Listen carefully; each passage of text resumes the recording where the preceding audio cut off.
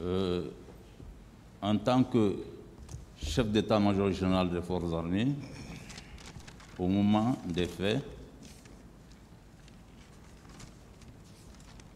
je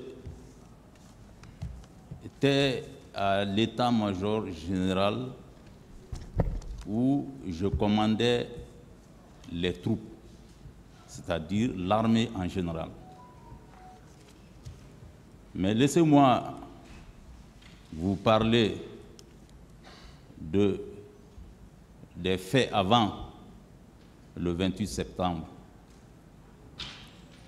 Parce que il y a des points qui ont été soulevés ici, mais concernant, j'ai suivi à la télé, concernant l'ordre donné aux militaires pour s'abstenir de sortir le jour des événements. Je vais vous dire comment ça s'est passé. C'était entre le 25 et le 26. Chaque fois que je termine de travailler dans mon bureau, je venais à la présidence au camp Alpha pour rendre compte au ministre de la Défense. Je faisais tous les jours. Donc, je viens ce jour, je ne trouve pas le ministre dans son bureau, parce que s'il n'est pas dans son bureau, il est dans le bureau du président. Donc je le rejoins dans le bureau du président. Je l'ai trouvé en train de parler avec le président. Dès que j'ai pris place, Monsieur le Président a dit, il y a trop de murmures. Les gens là, ils veulent sortir. Je ne veux voir aucun militaire. Je ne veux voir aucun militaire si les gens là organisent leur meeting, parce que je connais les militaires guinéens. Il a dit à la présence de Monsieur le ministre de la Défense nationale, il y avait d'autres personnes dans le bureau, mais je ne me rappelle pas de tous ceux qui étaient là-bas. Donc il l'a dit, il a insisté là-dessus, et il a pris le ministre à témoin. Et le ministre m'a réitéré la même chose. Tu as entendu? Donc, le quartier reste consigné. J'ai dit, c'est bien pris. On est resté, après je suis sorti avec le ministre, on est parti dans le bureau du ministre. Parce que nous, on passait toujours par le ministre de la Défense pour accéder au président.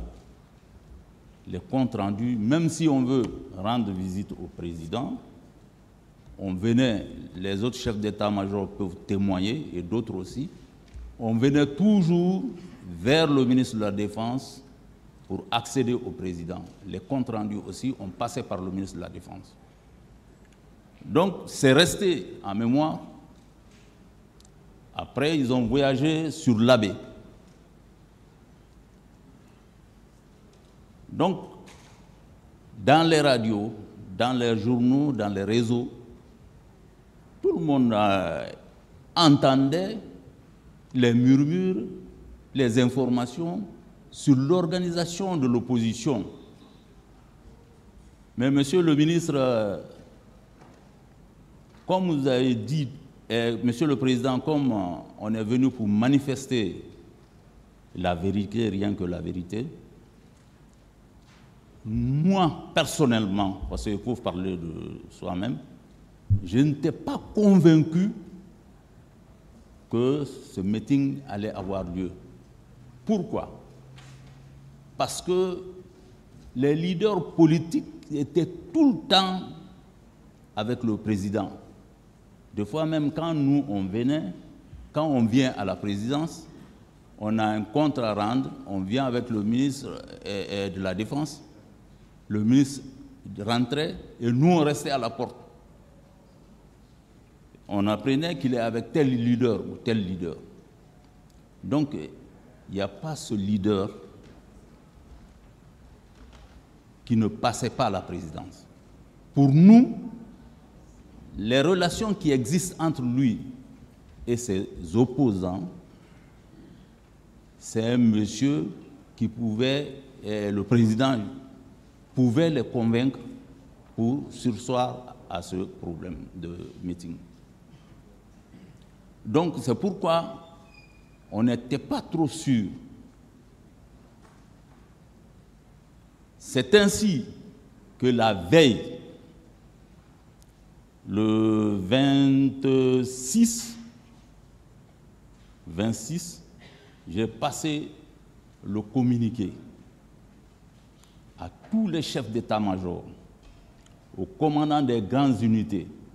Quand je parle des grandes unités, c'est le bataillon du Génie, le bataillon de Kamayenne, le camp Samori, le camp Alpha Yaya, plus les chefs d'état-major, le directeur national de la police et le directeur national de la douane, de se retrouver au camp Alpha Yaya parce que j'ai un message à passer. Donc les gens sont venus. Effectivement, c'était à 10 heures qu'on s'est retrouvés. J'ai passé le message. Le quartier reste consigné. Je ne veux voir aucun militaire dans la rue. Si le meeting a lieu, seule la police et la gendarmerie sont habilités pour le maintien d'ordre. Tout le reste, quartier consigné, les armes au faisceau. Et vous me rendez compte. Je les ai laissés aussitôt d'aller dans leurs unités et faire le rassemblement général, passer le message aux militaires et me rendre compte. Moi, j'ai replié. Ce retrouvail n'a même pas fait plus de 10 minutes. À peu près 15 comme ça, 20 minutes. Hein.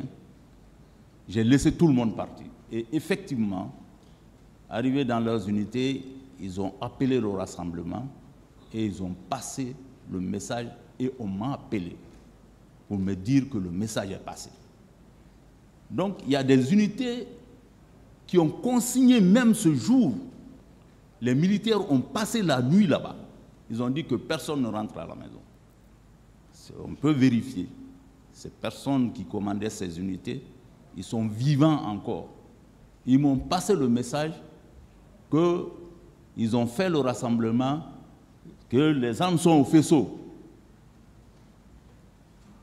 J'ai dit d'accord. Donc ce jour, le 28 septembre, moi, dès 7 heures, j'étais au bureau, au camp Samori. J'ai passé toute la journée là-bas, au camp Samori.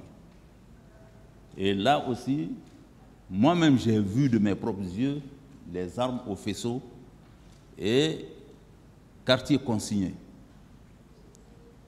Donc, il y avait un petit radio qui était à côté, qui émettait les informations qui se passaient au stade.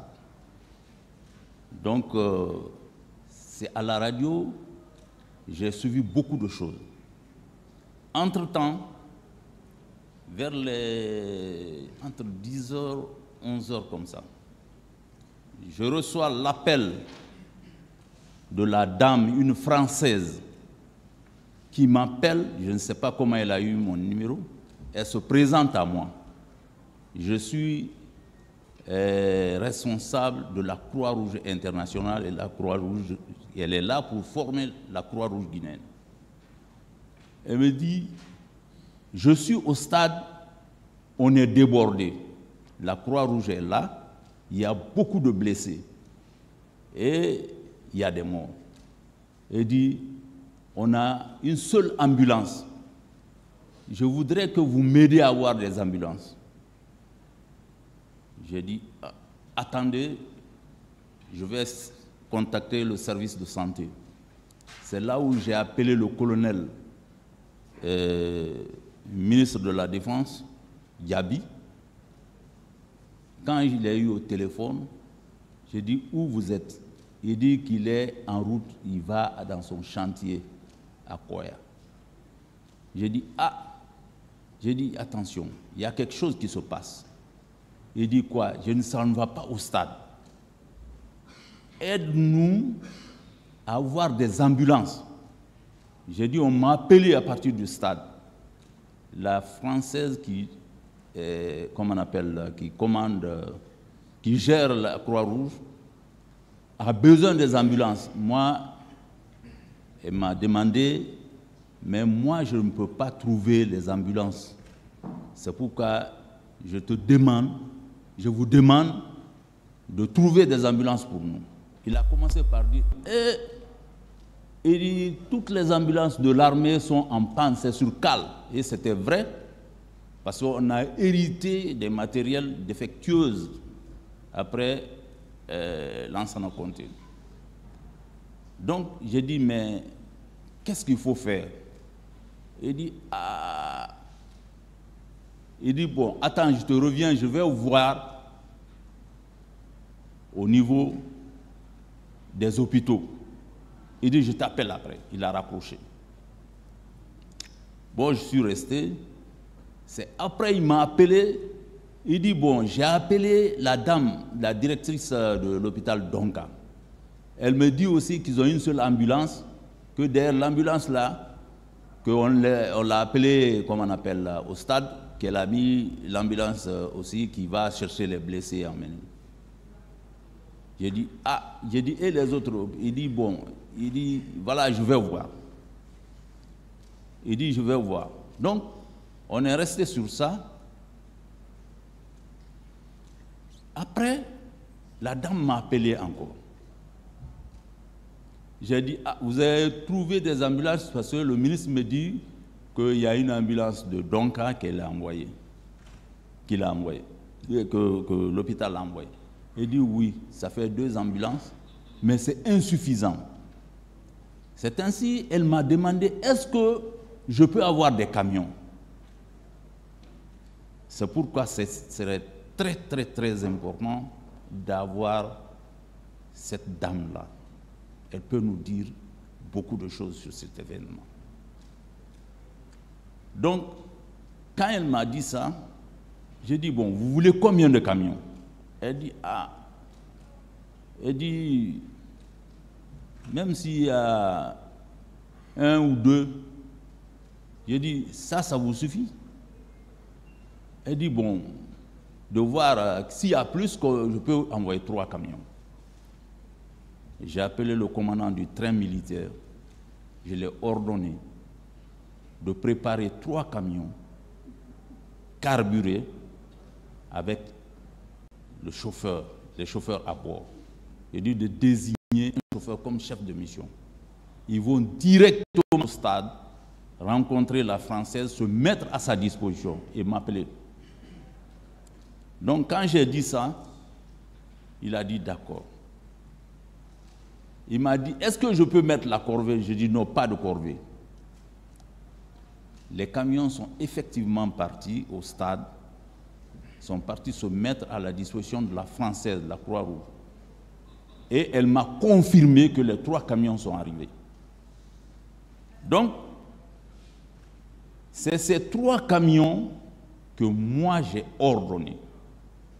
Mais après, par l'intermédiaire des chauffeurs, la dame a pu avoir le commandant du train militaire pour dire que s'il peut augmenter un camion, ils ont envoyé le camion, mais on ne m'a pas dit directement.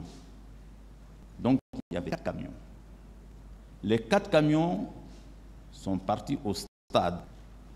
Les 4 camions, ils ont embarqué des corps dedans. Après avoir ramassé les corps, parce que après avoir ramassé les corps, la dame a dit d'envoyer les corps à la morgue. Les chauffeurs ont démarré pour la morgue d'Ignace Dine. Quand ils sont partis à Ignace Dine, Ils n'ont trouvé à la morgue, ils n'ont pas trouvé de responsable à qui déposer. Ils ne pouvaient pas décharger les corps là-bas. Ils ont trouvé les gens qui travaillent là-bas, et ceux qui s'occupent des corps, laver, machin, préparer les corps. Et ils ont dit, on ne peut pas recevoir les corps là comme ça. Il dit, le chef n'est pas là, mais on va préparer la salle. On va préparer, parce qu'il y avait d'autres corps, c'est ce qu'on m'a dit. S'il y avait d'autres corps là-bas, les malades qui sont décédés à l'hôpital et d'autres, les parents à la maison, ils vont déposer les corps. Donc, il fallait préparer. Il fallait préparer la morgue pour recevoir ces corps.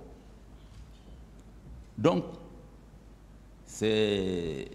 ils ont décidé d'eux-mêmes, les chauffeurs, de ne pas laisser les camions exposés. Ils sont venus au camp Samori, garés, en disant à ces gens, quand ils seront prêts, de les appeler. Donc, ils sont venus garer là-bas.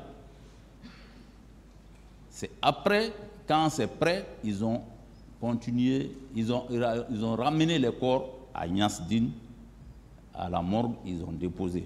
Mais en partant maintenant à Niasdine, comment on appelle, je veux dire, en partant à Niasdine, je ne sais pas comment on les a informés de revenir.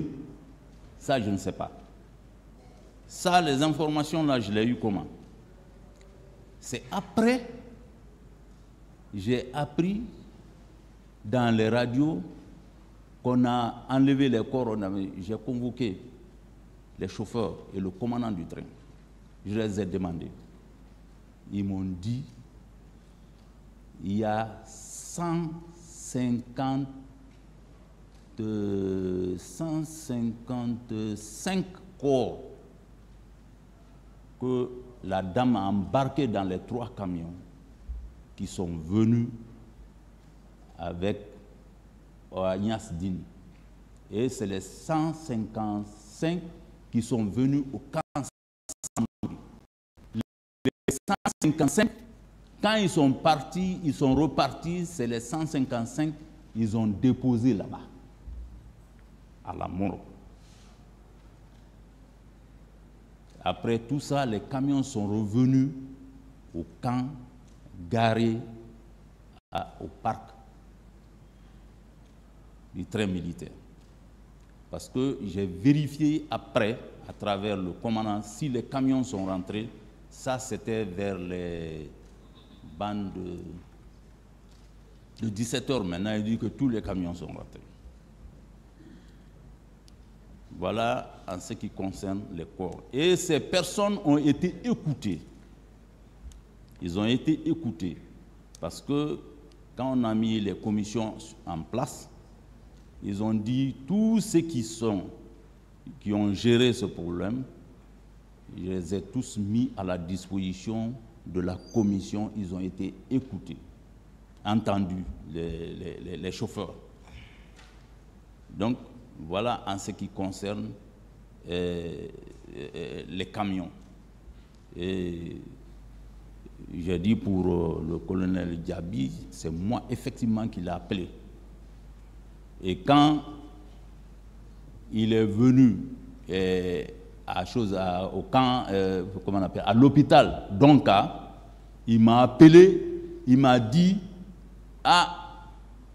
la dame Fatoussi, qui est directrice de l'hôpital, dit que l'ambulance qu'il n'a pas trouvé, il a appelé un peu partout. D'ailleurs, que la directrice l'a demandé d'ordonner le directeur de la pharmacie centrale qu'il était obligé lui-même d'aller le chercher. Que vraiment ils sont débordés. Il m'a dit ça. Donc, après, moi, quand c'est vers 16h et quelques, 16h et quelques, j'ai quitté le camp avec l'actuel directeur de cabinet du ministère de la Défense nationale, qui était directeur de cabinet à l'époque encore. On est parti vers le camp Alpha Yaya. On dit, parce que le journal n'était pas là, pour rendre compte de ce qui s'est passé la journée concernant l'armée. Si je dis concernant l'armée, les responsables que j'ai appelés et j'ai ordonné, chaque 1 heure, j'appelais les chefs d'état-major pour me dire comment ça se passe dans les camps. Et il me disait que les gens sont en place, personne n'est sorti. Donc, à 16 heures, moi j'ai bougé avec le général maintenant. On est parti vers le camp Alpha Yaya. On dit on va aller rendre compte de ce qui s'est passé dans les unités.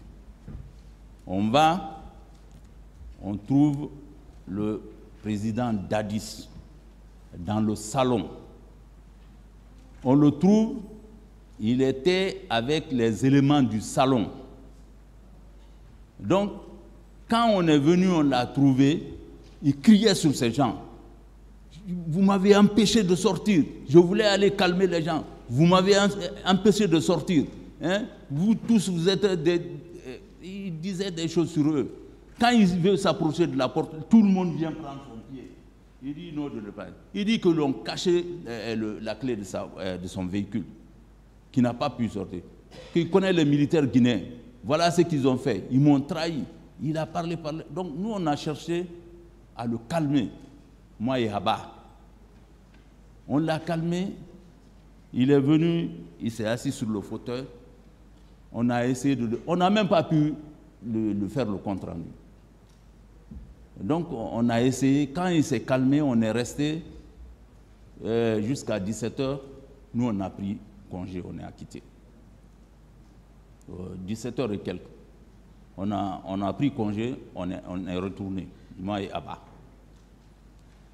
Donc, voilà, c'est la journée du 28 septembre, ce que moi j'ai vu, j'ai vécu.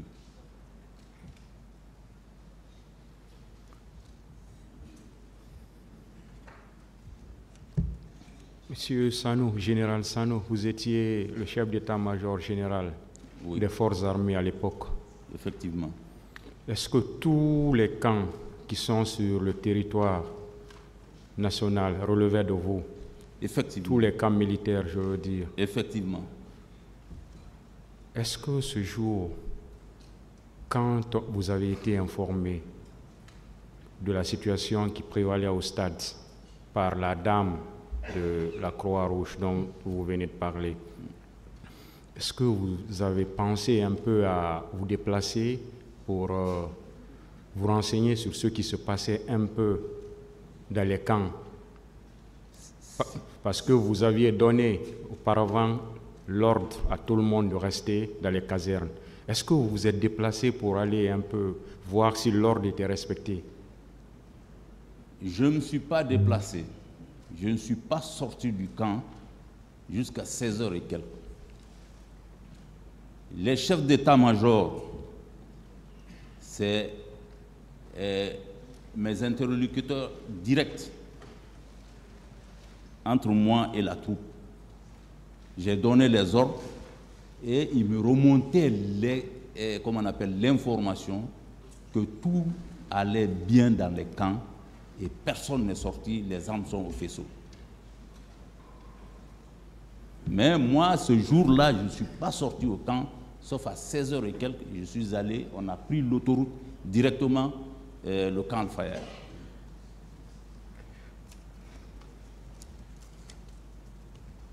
Vous avez dit qu'à la veille de cette manifestation ou de ce meeting, vous avez réuni vos collègues pour leur dire qu'aucun militaire ne devait sortir ce jour. Effectivement. Est-ce qu'après les événements, vous avez tiré les conséquences? Après les événements, le président a dit qu'il allait mettre une commission en place.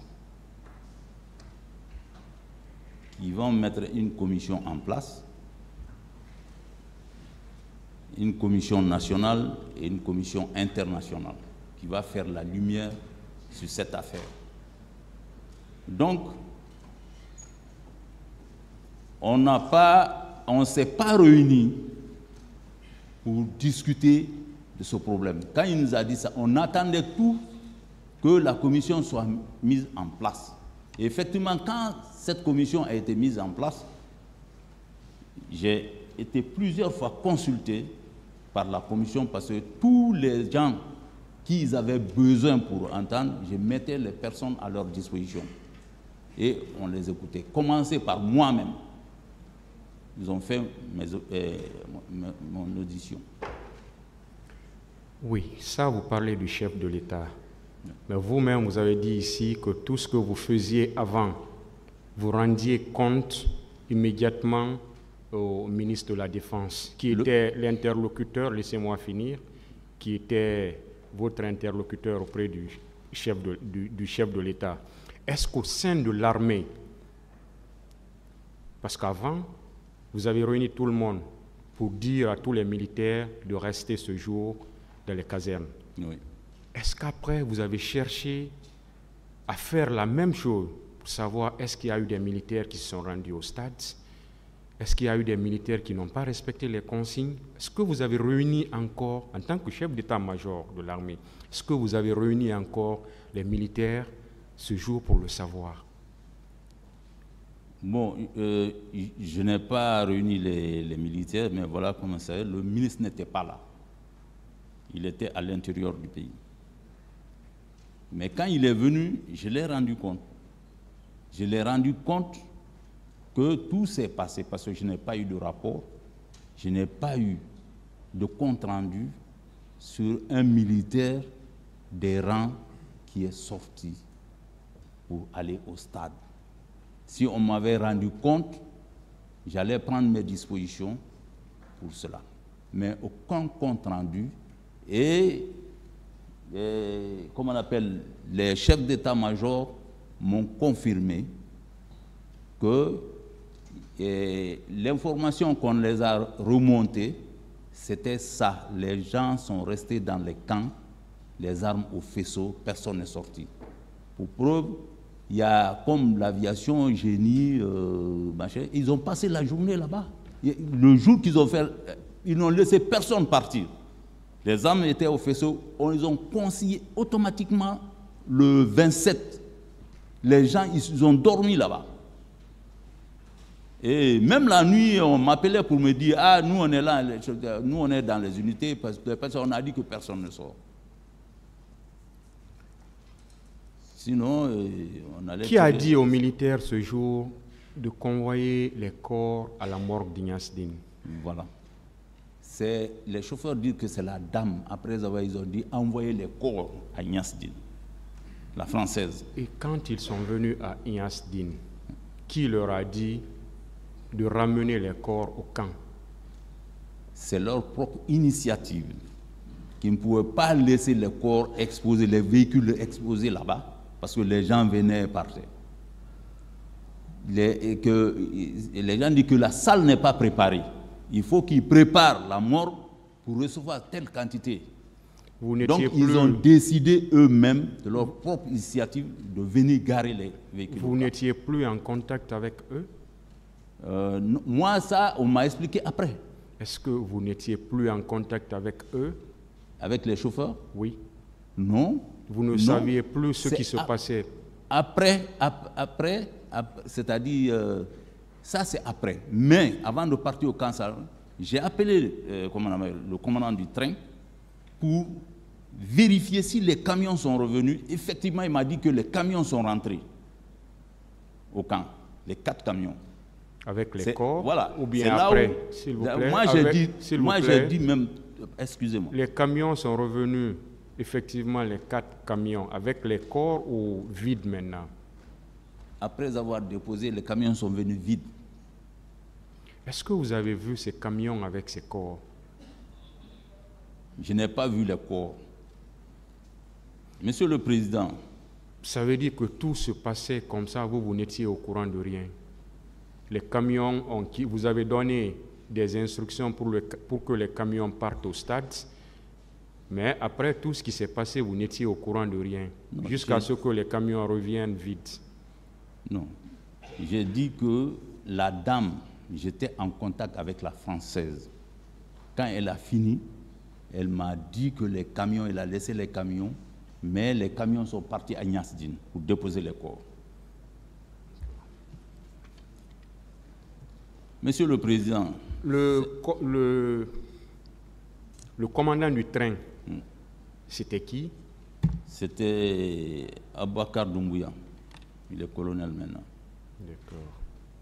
Et les chauffeurs, ils sont toujours là? C'était qui les chauffeurs? Bon, c'est les anciens, je ne sais pas s'ils sont retraités ou bien s'ils sont dans les rangs, mais c'est vérifiable parce que... Est-ce que vous vous souvenez d'eux, de leur nom, ou bien vous ne savez rien des chauffeurs? De leur nom, ou bien vous savez rien? Non. Les chauffeurs ont été désignés par Ils ont été désignés par le commandant. Ils ont parti, je ne les ai pas rencontrés avant qu'ils ne partent. Parce que moi, j'ai ordonné. Ils ont mis les chauffeurs sur le camion, ils sont partis. C'est bon. Mais c'est après tout, quand j'ai appris par les radios, les journaux que les corps ont disparu, j'ai appelé, je dis, les chauffeurs, j'ai demandé, ils m'ont dit de demander la dame 155 corps et demander à Niasdine combien de corps ils ont reçus. C'est très facile à vérifier. C'est bon. Ministre. Très bien. Merci, Monsieur le Président. Monsieur le Président, Mesdames et Messieurs les assesseurs, Messieurs les procureurs, Mesdames et Messieurs. Le témoignage que je vais faire ce matin va s'articuler autour de 3 axes. Dans un premier temps, je parlerai de la réception et de la consignation des corps. Dans un deuxième temps, je parlerai de l'identification des corps ou de certains corps et de leur restitution. Et dans un troisième temps, je parlerai des causes et des circonstances des morts des personnes examinées à la morgue de l'hôpital Donka et Niasdine. Monsieur le Président, Mesdames et Messieurs les assesseurs, le 28 septembre, aux environs de 18 heures, j'ai reçu un appel d'un médecin, un médecin militaire, en fonction au service de santé des armées.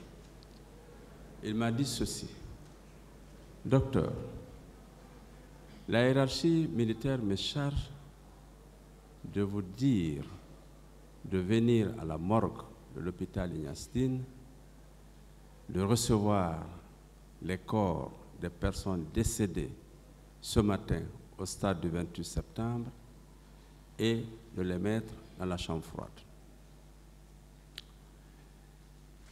Dès que j'ai reçu cet appel, je me suis déplacé.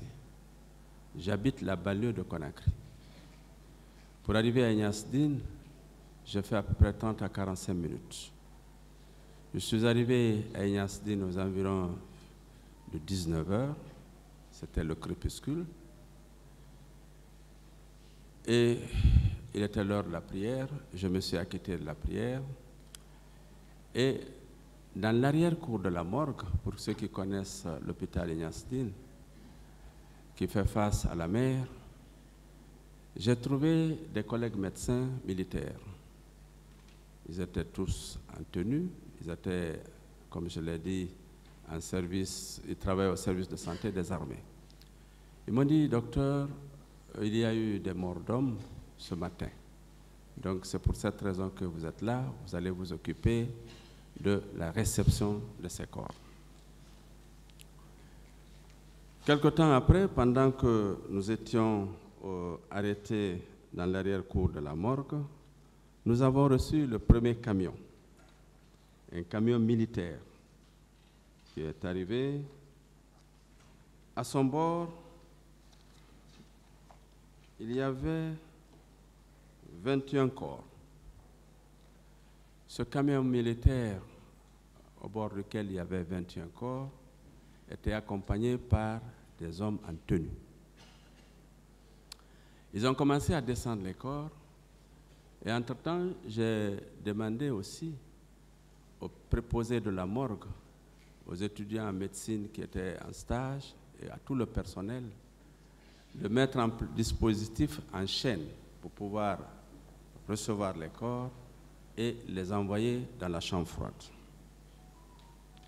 Après avoir reçu ces 21 corps, je rappelle que la morgue de l'hôpital Ignace Dine a une capacité de 10 corps. Et c'est une morgue qui reçoit les décès hospitaliers et extra-hospitaliers. Donc, au moment où ces corps sont arrivés, il y avait naturellement d'autres corps qui étaient déjà dans la chambre froide. Le problème, il fallait faire un réaménagement pour pouvoir loger ces corps qui venaient d'arriver. Quelques minutes après, il y a eu un deuxième camion. Ce deuxième camion avait à son bord 7 corps. Et tout de suite, je me suis dit, et j'ai informé les collègues médecins militaires pour leur dire que j'aurais un problème de place. Pour une capacité de 10 corps, j'ai déjà 21 plus 7, ça fait 28, plus les corps qui étaient là, ça me pose un problème.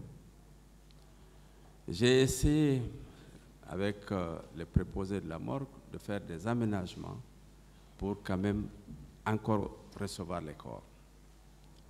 Pendant que je faisais cet aménagement pour recevoir les corps, il y a eu un troisième camion qui a déposé 15 corps, ce qui fait un total de 43 corps. 43 corps dans un espace de 10 places, c'était très difficile, pour ne pas dire impossible. J'ai aussitôt réquisitionné la morgue de Donka pour leur dire d'envoyer quelques corps à la morgue de l'hôpital Donka. Et nous avons retourné quelques corps à la morgue de l'hôpital Donka. Et avec les décès qui ont suivi, parce qu'il y a eu d'autres personnes hospitalisées dans les services de l'hôpital Donka, qui sont décédées les jours suivants, on a eu un total de 34 corps logés à la morgue de Donka et 24 corps à l'hôpital Ignace Dine. Alors, 43 corps déposés par les militaires. On a eu 6 corps décédés au service des urgences médico-chirurgicales à Donka, un qui est décédé en chirurgie générale, un autre malade décédé en chirurgie thoracique et un corps déposé par les sapeurs-pompiers. Ça, c'était à J2, donc le lendemain des événements du 28 septembre. À J3, nous avons eu un corps déposé, 2 corps déposés par le CICR, 2 corps déposés par le service de neurochirurgie. Donc on a eu à J2 56 corps. À J3, un corps a été déposé par le service de neurochirurgie, donc on a eu 57 corps. Et à J5, un autre décès au service de chirurgie, de neurochirurgie, 58 corps.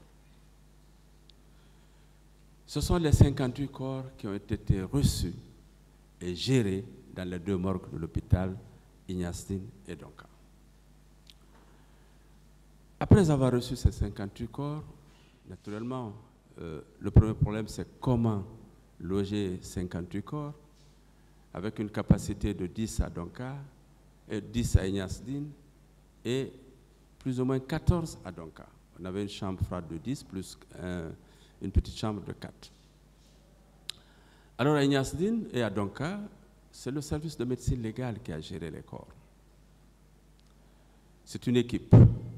Nous avons mis en place un protocole et nous avons essayé dans un premier temps de mettre les corps 2 à 2, ce qui fut fait à Ignasdine. En fonction de la corpulence des corps, on s'arrangeait à les mettre 2 à 2 et c'était la même chose à Donka. On a libéré le plus vite les décès hospitaliers. Il fallait informer les familles qui avaient des parents décédés au décours d'une maladie hospitalisée, les inviter à venir récupérer les corps pour qu'on libère de l'espace.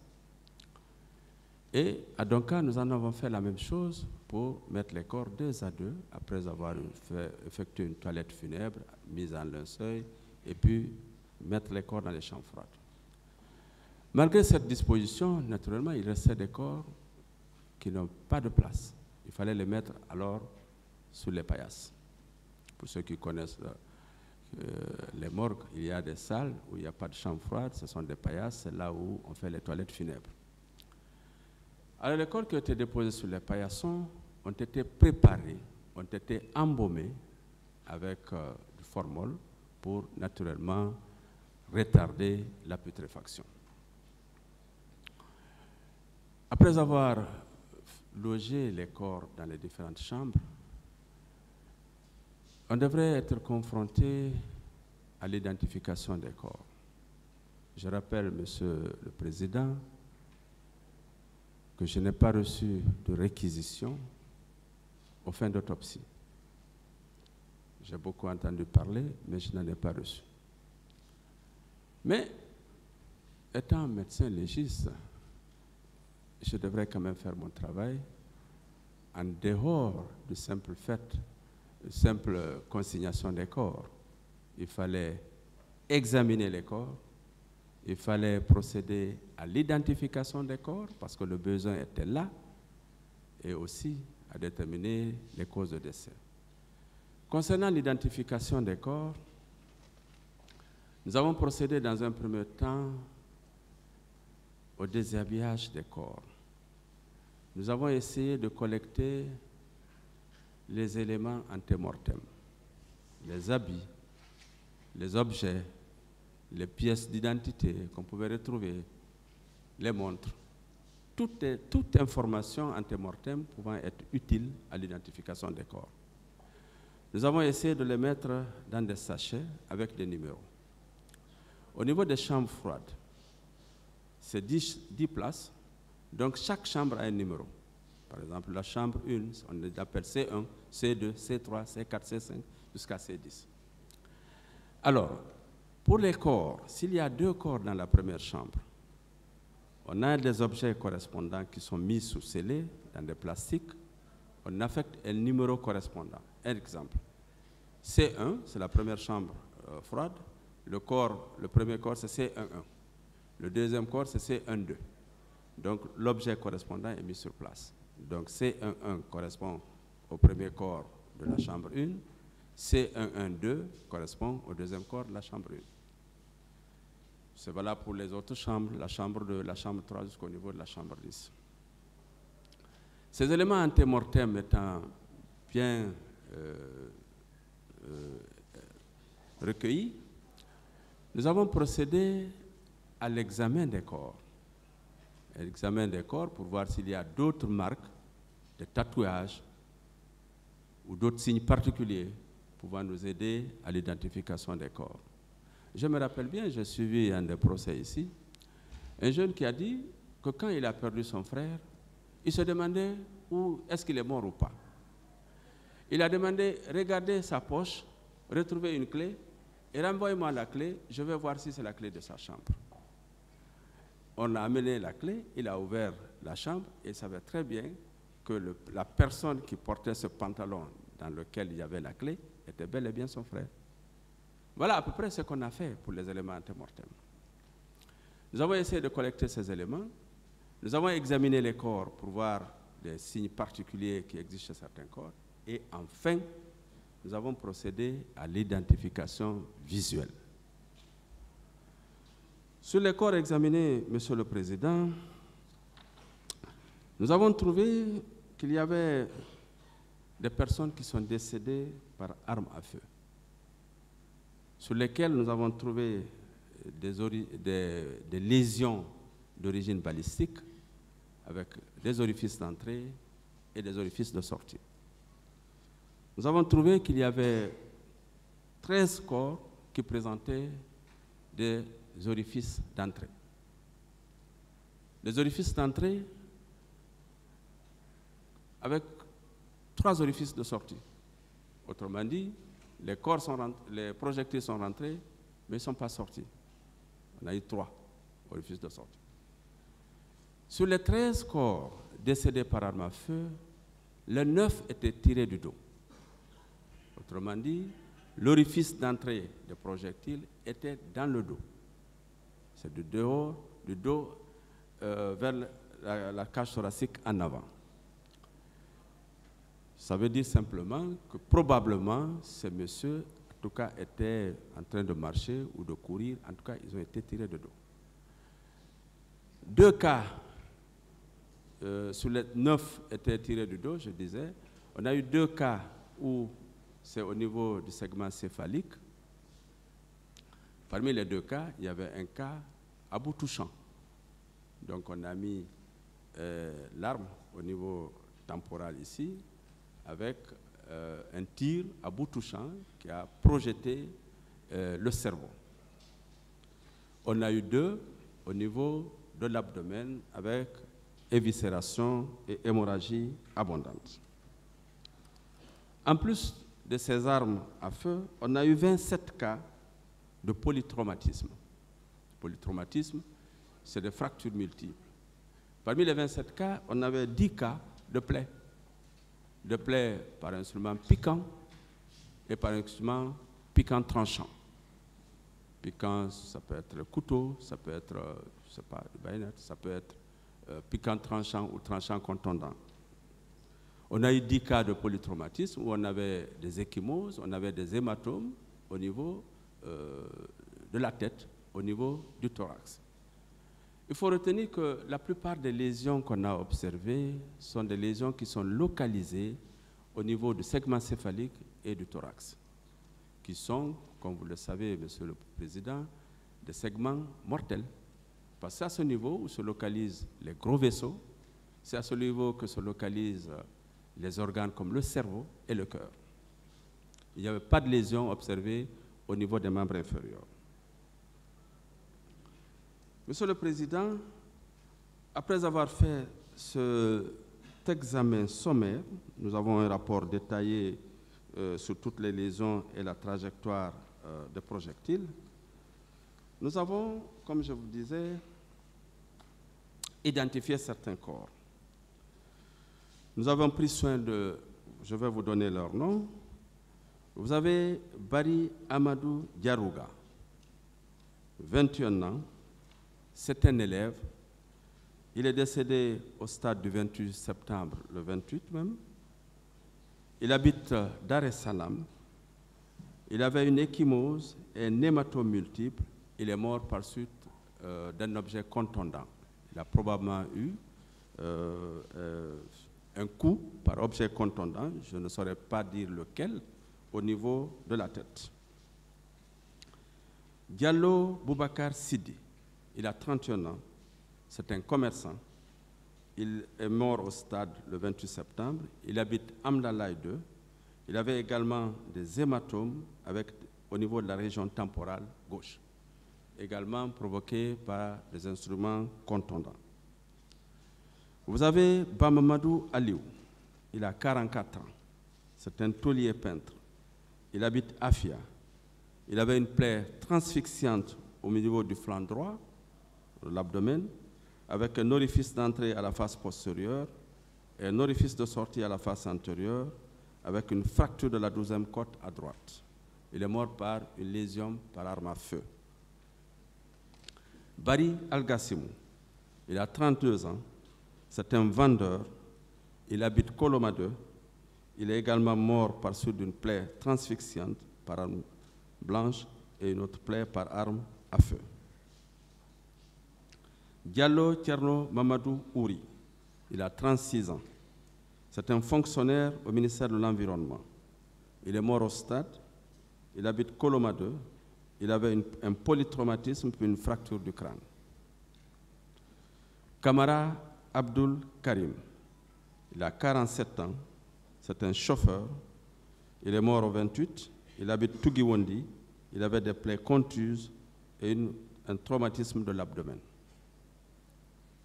Ba Mamadou Djouma, il a 15 ans.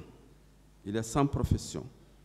Il habite le quartier, la route Le Prince. Il a une fracture ouverte de l'humérus gauche et une plaie abrasive du thorax. Donc une fracture de la jambe. Kamara Mohamed, il a 25 ans, c'est un étudiant. Il habite Simbayagar. Il avait une fracture de l'os propre du nez avec plaie contuse orbitaire gauche. Diallo Souheibou, 18 ans, élève, quartier Amdallaï, plaie pénétrante du 4e espace intercostal gauche, plaie par arme blanche. C'était le couteau. Baldé Mamadou Bobo, il a 38 ans, c'est un chauffeur, il habite Koza, il a une plaie contuse au niveau de la région frontale, arme blanche. Diallo Mamadou Moussa, Diallo Mamadou Moussa, il a 40 ans, c'est un marchand, il habite Kapororaï, il a une fracture de la 6e, 7e et 8e côte à droite, arme blanche. Ba Elhaj Ibrahima Sori, 68 ans, marchand. Il habite Komandaya. Il avait une contusion du thorax avec échymose de l'abdomen. Bari Tierno Mikailou, il a 60 ans. C'est un marchand. Il habite Carrière, secteur 4, secteur 5. Il avait une plaie profonde, linéaire de la face latérale gauche du thorax. C'est une plaie par arme blanche. Diallo Mamadou Djouma, il est 17 ans. Il est mécanicien. Il habite Koloma. Il a une contusion et échymose de la région thoracique gauche, plaie par arme blanche. Bari Alpha Amadou, il a 19 ans, contusion abdominale, il habite Afia Minière, contusion abdominale, contusion thoracique, plaie par arme à feu. Diallo Boubacar, 27 ans, mécanicien, il habite Dar es Salaam, il est mort par asphyxie mécanique, privation d'oxygène. Peut être lié soit à une compression directe ou à la présence dans un endroit exigu où il a manqué d'oxygène. Baldé Asmiou, 25 ans, élève, solo primo, asphyxie mécanique. Diallo Amadou, 14 ans, élève, concasseur, asphyxie mécanique. Diallo Ousmane, 15 ans, élève, il est mort, je vois, à l'hôpital d'Onka, je crois qu'il était hospitalisé. Il est mort le 39e mars 2009. Il habite Madina Boussoura. Il avait une plaie contuse de la région occipitale. Kondé Fanta, 60 ans, comptable.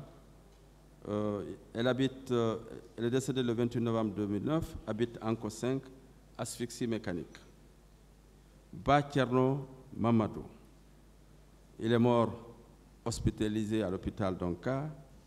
Il avait une plaie transfixiante de l'hémithorax droit avec un orifice d'entrée au niveau de la clavicule, mort par arme à feu. So Mamadou, il est mort à l'hôpital d'Onka le 28 septembre 2009, hospitalisé. Il avait également une plaie pénétrante de la région scapulaire, orifice d'entrée, hémithorax au niveau du thorax gauche.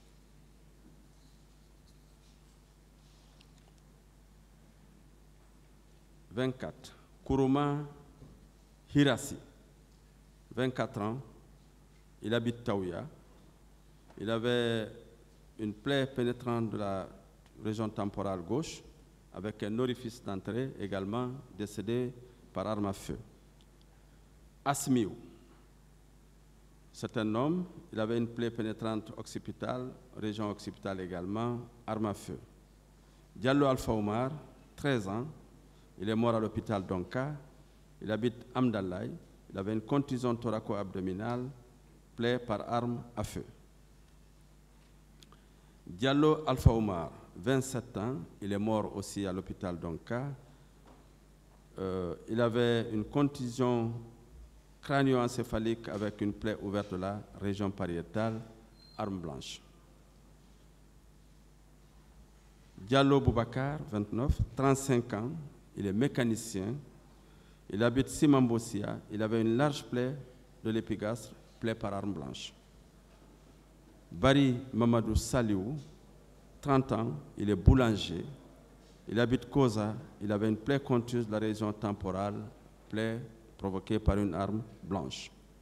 Ba Amadou Toubou, 59 ans, il est marchand, il habite Amdalaï, il est mort par une plaie contuse au niveau de la région crânienne et du thorax, plaie par arme blanche. Monsieur le Président, ce sont les 31 corps qui ont été formellement identifiés et restitués à la famille.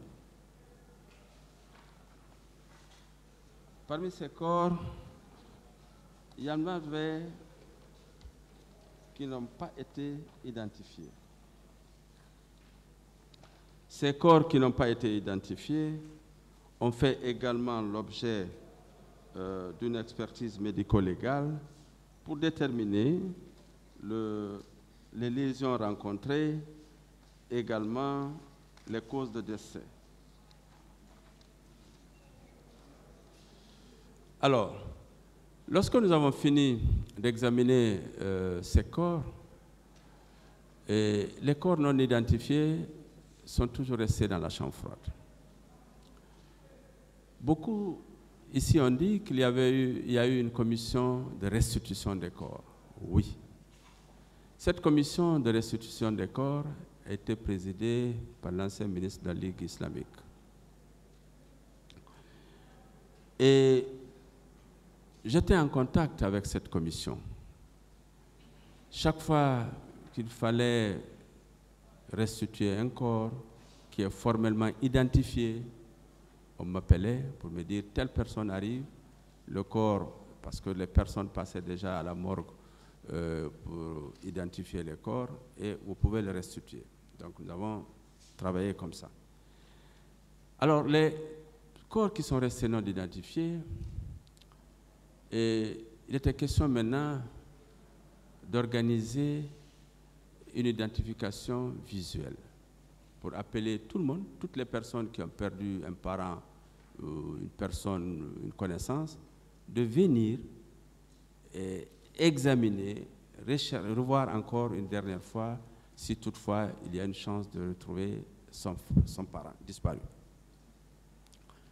Dans un premier temps, ils ont proposé que cette restitution se fasse à la morgue de l'hôpital Ignace-Dine. Par expérience, je leur ai dit qu'il est préférable que ça se passe à la grande mosquée. Parce que par le passé, j'ai quand même eu trop de souvenirs où de simples cas, quelquefois de délinquants, lorsqu'ils sont admis à la morgue, sous l'effet de la colère et tout ça, qu'on est venu quelquefois saccager. Je leur ai dit, c'est un dossier très sensible et je comprends parfaitement la douleur et peut-être la colère d'un parent de victime. Mais pour éviter qu'on soit dans un état où peut-être ils vont venir saccager un peu la mort, on va le faire à la mosquée. On est en majorité des croyants et peut-être ça va sensibiliser un peu. Ce qui fut fait, nous avons envoyé les corps non identifiés qui restaient à Ignace-Dine à la mosquée Faisal. Et nous avons demandé également la morgue de l'hôpital d'Onka qui est plus proche.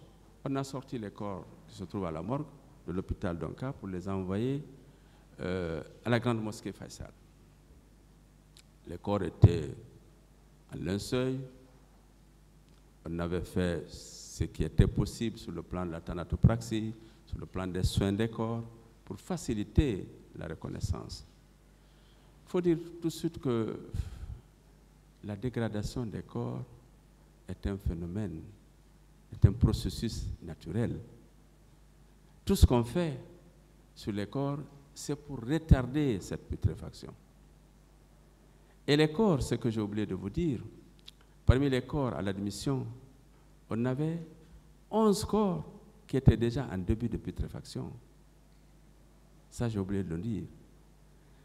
Et on peut raisonnablement se poser la question, pourquoi ils sont morts le matin et le soir, ils sont déjà en début de putréfaction? C'est normal. Ça dépend, 1, des causes de décès, et 2, des conditions de conservation des corps. Les corps ont été dans des camions, probablement entassés, qui sont restés probablement pendant un long temps sous la chaleur, et la chaleur accélère la putréfaction des corps. Donc, c'est la seule explication que j'ai pour dire que ces corps, pour expliquer pourquoi ces corps étaient en début de putréfaction avant les 36 heures qui sont connues pour le début de putréfaction. Donc, nous avons essayé autant que possible de préparer ces corps, de les mettre sous formol, de faire des soins de thanatopraxie et d'embaumement des corps pour restituer ou faciliter la restitution, restituer de la dignité de ces personnes décédées. Donc les corps ont été exposés à la grande mosquée. On a fait le tour, j'étais là, en blouse, j'avais des collègues médecins militaires qui étaient à côté de moi, il y avait la commission de restitution, les imams, les prêtres, le ministre lui-même, il était là. Ma mission, c'était encore de toujours continuer à veiller à l'état des corps et à aider autant que possible les personnes qui sont à la recherche à l'identification des corps. Je sais que ce n'est pas facile. Nous avons pu identifier certains corps. Et lorsque l'identification a été formelle par les familles, parce qu'elles qui savent maintenant, les corps ont été restitués. Il est resté quelques corps qui n'ont pas été identifiés. Qu'est-ce qu'il fallait faire? Les enterrer. Et l'enterrement de ces corps a été effectué par le CICR. Les corps ont été embarqués dans des camions militaires et envoyés au cimetière de Cameroun. Et l'enterrement a été réalisé par la Croix-Rouge. Lorsque l'enterrement de ces corps a été réalisé par la Croix-Rouge, quelques mois après, le président Dadis a mis en place une commission d'enquête. Cette commission d'enquête était composée des magistrats, des avocats, des médecins. Président de l'Ordre national des médecins, à ma qualité de président, j'ai représenté les médecins avec un de mes collègues chirurgiens. Et comme j'étais membre de cette commission d'enquête, je savais très bien que certains corps n'ont pas été identifiés formellement et ils sont enterrés à Cameroun. J'ai proposé à ce qu'on fasse une exhumation de certains corps et demander les personnes qui ont perdu leurs proches de venir. On va prélever le sang, on va prélever les cheveux à la recherche de l'ADN. Parmi ces victimes, ou ces parents de victimes, j'ai suivi Maître Ba. Il a parfaitement raison. Il faisait partie, à travers son frère, des personnes que nous avons fait, qui ont bénéficié de ce prélèvement. Alors, nous avons d'abord fait l'exhumation des corps pour faire une extraction de l'ADN. Il y a des préparations à faire pour qu'on puisse extraire l'ADN. Nous avons suivi le protocole. Nous avons pris contact avec un laboratoire français qui s'appelle ToxLab, avec lequel on travaille depuis plusieurs années. C'est un laboratoire qui est agréé par la Cour d'appel de Paris. Nous leur avons dit que nous avons des prélèvements à faire et nous aimerions quand même les envoyer dans ce laboratoire pour faire une extraction de l'ADN et comparer avec l'ADN de certaines personnes que nous avons eu à prélever ici dans la recherche de leurs parents.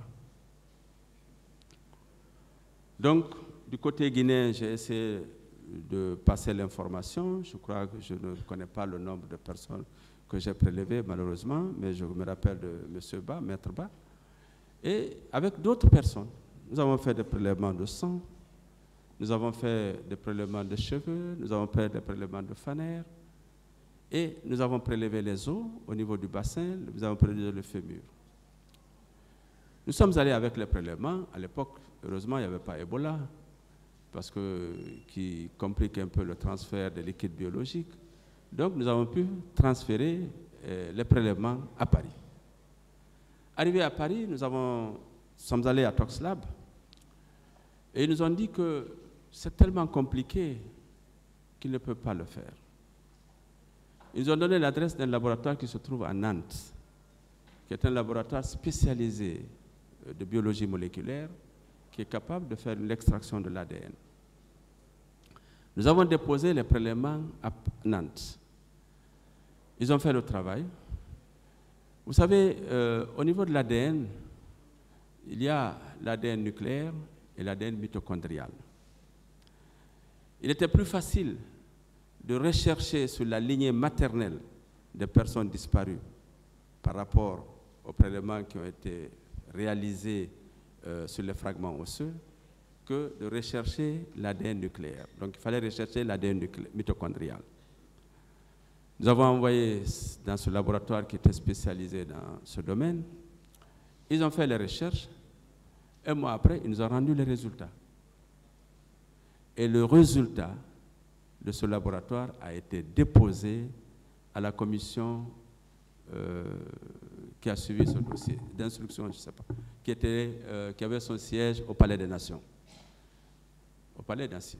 Je me rappelle, on m'avait demandé de déposer le rapport et j'ai très bien déposé le rapport.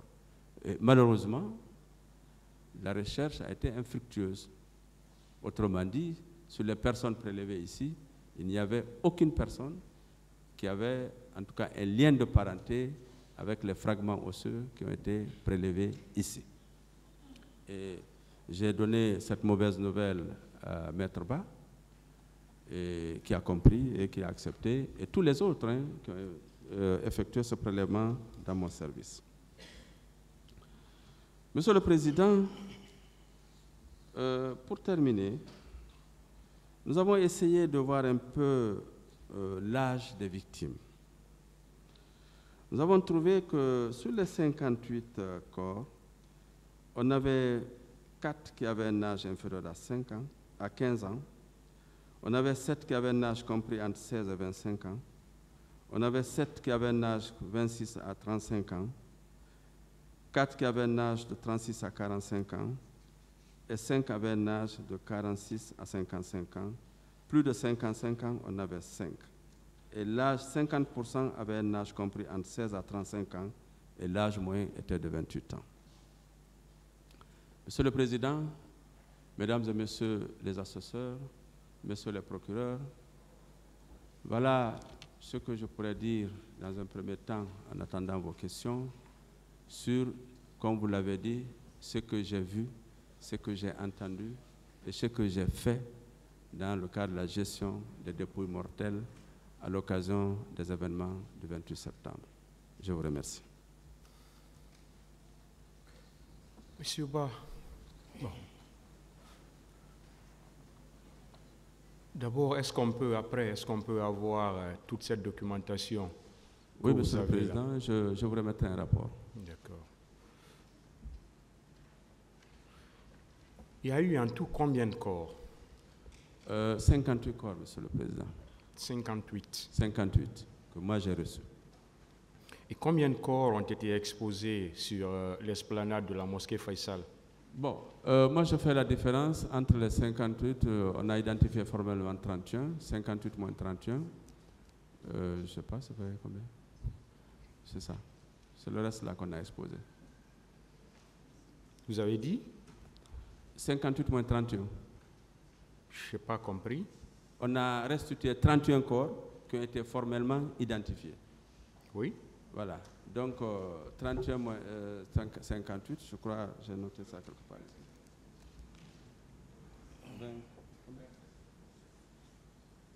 27, hein?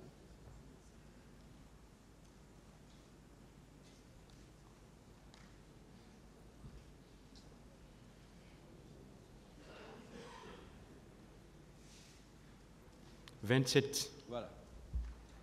C'est le 27. Ça. En tout cas, d'après le calcul, ça doit faire 27. Oui, c'est bien ça. 58 moins 31. Oui, c'est 31. Ça fait 27. Ouais. Ça veut dire que sur l'esplanade de la mosquée Faisal, il y a eu 27 corps. Ben oui, c'est le 27 qu'on a exposé. Mais il faut et dire... parmi ces 27, vous avez dit que 11 n'avaient pas pu être identifiés. Les 11, vous avez dit qu'il y avait 11 qui étaient déjà en état de putréfaction. Oui, oui, c'est pas... Je veux dire en état de décomposition. Non. En termes très simples. Non, non, c'est ce que j'ai dit. C'est dès le départ, je devrais vous dire que parmi les corps qui ont été admis à la morgue de Donk et Niasdine, lorsque on débarquait les corps, 11 déjà étaient en état de putréfaction, parmi les 58 corps. C'est pas les 58. Comment vous avez pu alors restituer ces 11? Mais comment j'ai pu restituer les 11? Vous savez, lorsque les corps sont décomposés, on peut aussi les restituer, c'est-à-dire qu'on peut travailler les corps pour les mettre dans un état qui leur permette, d'avoir plus ou moins une reconnaissance visuelle, mais comme je vous ai dit, la reconnaissance visuelle à elle seule ne suffisait pas. C'est tous les éléments antémortem qu'on a pu recueillir sur les corps. Est-ce que vous savez pourquoi je vous le demande? Non. Vous avez procédé à une expertise. Vous avez procédé à des prélèvements que vous avez envoyés jusqu'en France pour pouvoir identifier les corps. Est-ce que ce n'était pas ces corps qui étaient en état de putréfaction qui n'avaient pas pu être identifiés? Non. Vous savez, l'identification de l'ADN c'est pas nécessairement lié à la putréfaction. Alors, combien de corps ont été enterrés et que les parents n'ont pas pu reconnaître? Oui, c'est ça le gros problème. C'est comme je vous ai dit, au stade, je m'occupais en fait de voir est-ce que les corps sont en état pour être mieux reconnus. Et deuxièmement, j'accompagnais les familles. Mais lorsqu'on a fini, pour ceux qui ont suivi ce qui s'est passé au stade, vers la fin, il y avait cette espèce de tohu-bohu, hein, parce que vous avez suivi, les films existent. Bon, ce que je veux savoir, simplement, professeur, il y a eu des corps qui ont été inhumés. Et c'est sur ces corps-là, ou bien ce sont ces corps-là qui ont été exhumés. Oui, ce sont ces corps. Pour pouvoir faire des prélèvements. Oui, mais pas tous les corps. Il y avait combien? Combien de corps exhumés? Non, je n'ai pas exhumé tous les corps. Vous savez, on a mis les corps dans des fosses. Et quand je suis venu avec les travailleurs de la morgue, on essaie de voir les corps qui étaient accessibles, qui étaient en surface certainement, et qui étaient dans ce... On a prélevé 4 ou 5 corps. Ça veut dire que vous ne savez pas combien de corps ont été inhumés comme ça? Non, je sais que tout le reste des corps ont été inhumés, mais je ne peux pas vous dire combien, non. Parce qu'en fait, c'est la Croix-Rouge qui s'occupait de ça. Est-ce que tous les corps qui avaient été exposés sur l'esplanade avaient été restitués? Non. Non. Combien? Est-ce que vous faisiez partie de la commission de restitution? Non, je ne fais pas. Mais vous étiez là? J'étais là. Vous avez dit que vous étiez là, même en blouse? Oui, en blouse. Donc, vous avez suivi. Il y a eu des corps qui n'avaient pas pu être restitués. Oui, il y a eu des corps qui n'ont pas pu être restitués. C'était combien? J'ai oublié. Honnêtement, j'ai oublié. Ces corps n'ont pas été retournés à la morgue? Non, non, non. On ne pouvait plus les garder. Parce que comme je vous ai dit, ils étaient en décomposition avancée. Donc il fallait... Est-ce que vous avez assisté à leur inhumation? Non, non. C'est la Croix-Rouge qui... La Croix-Rouge n'avait pas fait de rapport? Non, pas à moi. Pas à moi. Vous n'avez rien su après? Non, non. Ça veut dire qu'on ne sait pas combien de corps ont été inhumés? Je sais que tous les corps, parce que j'ai vu les camions bouger devant moi pour aller au cimetière. Le cimetière de Cameroun est à proximité de la grande mosquée. J'étais arrêté quand ils ont mis les corps dans les chambres, dans les camions pour les envoyer au cimetière. Et quand il s'est agi de faire l'exhumation, et facilement j'ai contacté le monsieur de la Croix-Rouge à l'époque qui est là, et il m'a montré là où les corps ont été inhumés. Je suis allé avec l'équipe des fossoyeurs. On a fait des prélèvements, comme je vous ai dit, sur les organes qui nous intéressent dans le cadre de l'identification. Mais ce n'est pas tous les corps qui ont été prélevés. Parce qu'en fait, on était en train de voir, est-ce que sur, par exemple, 4 ou 5 corps, on avait la probabilité au moins de retrouver un. Ce jour, aux environs de 18h, vous avez été appelé par des collègues médecins militaires. Oui. Vous avez dit, est-ce qu'on peut les connaître? Bon, vous savez, Monsieur le Président, j'ai souffert lorsqu'on a dit mon nom ici, en novembre. Est-ce qu'on peut connaître ces noms? Je vous le dirai, mais pas ici, publiquement. Je n'ai pas compris. C'est mon droit. Si je peux le faire, pas hors micro, je le ferai. Parce que j'imagine un peu ce que ça peut leur faire, d'entendre leur nom cité ici. Moi, j'ai souffert. J'étais à Abidjan quand on a dit ici qu'on a parlé du professeur Hassan Ba, mais c'est toute ma famille qui a souffert de ça. Et je ne veux pas infliger la même souffrance à mes collègues. Mais je vous donnerai leur nom, c'est simple. Et c'est facile d'ailleurs de le savoir. Qui était médecin-chef du service santé des armées à l'époque, c'est connu. Les médecins qui y travaillent, ça. Ça veut dire que vous avez été appelé par le médecin-chef? Oui, par le médecin-chef. Oui, à l'époque. C'est lui qui vous a appelé? Son assistant, son adjoint. Lui ou son adjoint? Oui, son adjoint précisément. C'était son adjoint qui vous avait appelé. Oui. Est-ce que ce jour, on vous a dit d'où sont venus les camions pour la morgue de l'hôpital Ignace Dine? D'où sont venus les camions? Oui. Non. Et quand je suis arrivé à la morgue, je les ai trouvés. C'est là où ils m'ont dit oui qu'il y a eu des décès. Et ils m'ont expliqué. Moi, j'étais surpris parce que jusqu'à 18h, moi, je ne savais pas qu'il y a eu des morts. Et on attendait, ils m'ont dit seulement, docteur, attendez, ils vont envoyer les corps. Je me posais des questions, est-ce que c'est des ambulances? Est-ce que c'est les corbières qui vont déposer les corps? C'est après, j'ai vu les camions militaires bâchés qui ont déposé les corps. Vous avez dit qu'il y a eu un premier camion contenant 25 corps. Et après, il y a eu 2 autres camions. Vous me suivez? Oui, il y a eu un premier camion de 21 corps. De 21 corps, vous me suivez? Oui. Il y a eu un premier camion de 21 corps. Oui. Après, il y a eu 2 autres camions. Oui. La capacité de réception de la morgue de l'hôpital Ignace Dine ne pouvant accueillir que 10 corps, vous avez orienté les 2 autres camions vers Donka. C'est ça? Oui, en fait, c'est ça. Monsieur le Président, le problème a été le suivant. Lorsque j'ai reçu le 21 corps, je savais déjà que j'étais... Là, je vous comprends. Vous comprenez? Est-ce que vous avez orienté? Non, je n'ai pas orienté directement. Le deuxième camion est arrivé, ils ont débarqué 7 corps. Vous comprenez? Le 3e camion est arrivé, ils ont descendu les 15 corps. Après, je leur ai dit, arrêtez, je ne peux plus continuer. Je dis, le dernier camion qui est arrivé, je leur ai dit d'embarquer, je crois à l'époque, 10 corps pour les ramener à Donka, parce que j'avais déjà commencé à mettre les corps 2 à 2.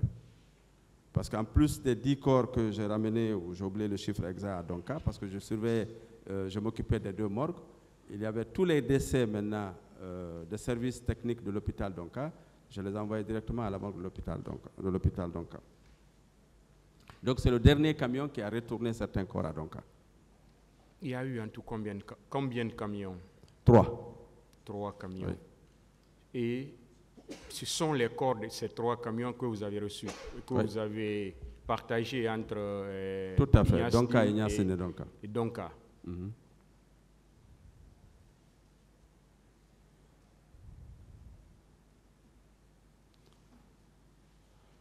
Vous avez dit qu'il y a eu des examens et que les résultats étaient infructueux.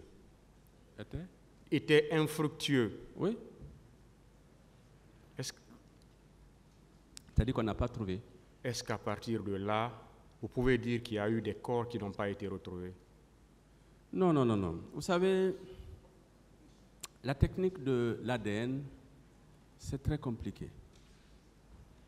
La seule preuve scientifique qu'on pouvait avoir était de retrouver l'ADN correspondante avec les personnes ayant des parents disparus. Mais ce n'est pas dans tous les cas, surtout lorsque le corps est en état de décomposition, qu'on peut mettre en évidence l'ADN. Et c'est pourquoi je dis que le type d'ADN qu'on appelle l'ADN mitochondrial, c'est le type d'ADN qui est le plus qu'on retrouve partout et qui résiste pendant très longtemps, mais qui ne peut se retrouver que sur la lignée maternelle, qui dure sur la lignée maternelle. Exemple, si par exemple, lorsqu'on a prélevé, on recherche l'ADN mitochondrial, il est plus facile de retrouver un oncle qui a donné son sang ici pour retrouver son neveu qu'un frère ou du côté paternel. Et même un cousin du côté maternel, on a la possibilité de retrouver l'ADN mitochondrial. Ça, c'est le premier aspect. On peut ne pas retrouver l'ADN. Et deuxièmement, peut-être les fragments qui ont été prélevés dans cet échantillon, il n'existait pas l'ADN des personnes qui sont soumises à ce prélèvement. Parce que ce n'est pas toutes les personnes qui ont accepté de le faire, ou peut-être qui avaient l'information.